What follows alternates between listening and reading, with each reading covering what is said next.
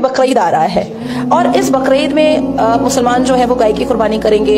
वो आप लोग जिसको गौ माता बोलते हैं, मैं भी बोलती हूँ, मैं तो खुद पूजा करती हूँ गौ माता की, और बकरी की कुर्बानी करेंगे, ऊंट की कुर्बानी करेंगे। तो क्या में रहम और करम वाला होता तो क्या वो एक मासूम जानवर को काटने बोलता? इसका जवाब अल्लाह ताला की ज़ात ने कुरान पाक में मुतअद्दिद दफ़ा दिया।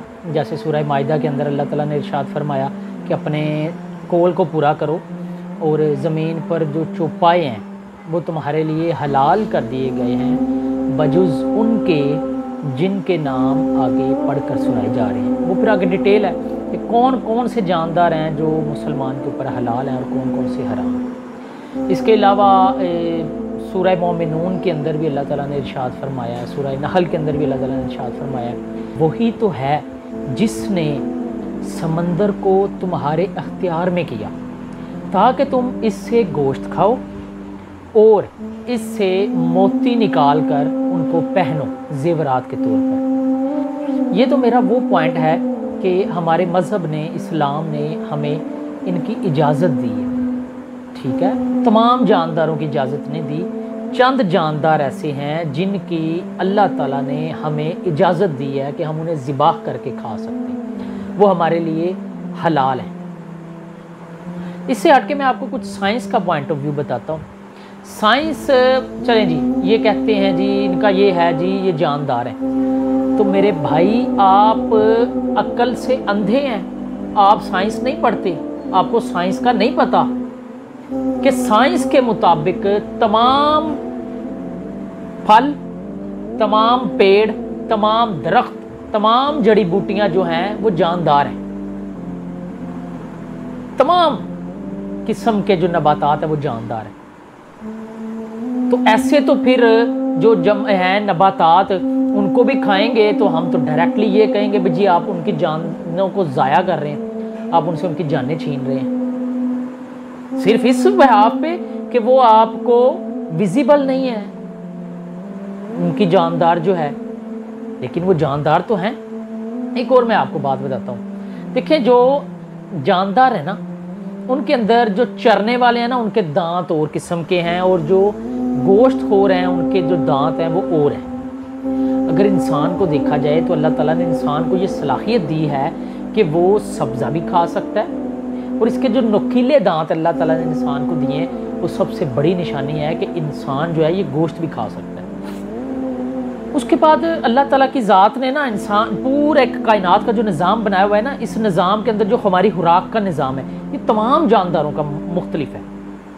जैसे आप देखें, जो भेड़ बकरियां हैं वो चारा खाती हैं, शेर है, रीछ है, इस तरह के जो खूनखार जानवर हैं वो गोश्त खाते हैं। अल्लाह ताला ने ये इनकी खुराक का एक सिस्टम बनाया हुआ है पूरी कायनात का कि किसने कहाँ से खुराक लेनी है, और ये खुराक देने वाली ज़ात भी अल्लाह की है। और इसके बाद एक आखिरी बात कंपैटिबल की।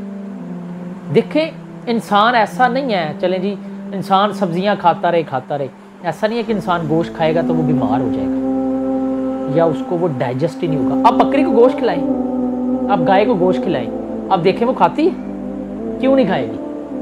क्योंकि वो उसके लिए नहीं बना।